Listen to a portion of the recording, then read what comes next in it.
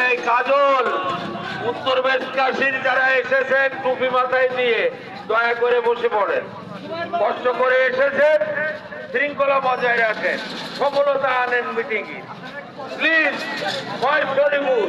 আপনারা বসে পড়ুন, তা নাহলে কষ্টের কোনো দাম নাই। বসেন।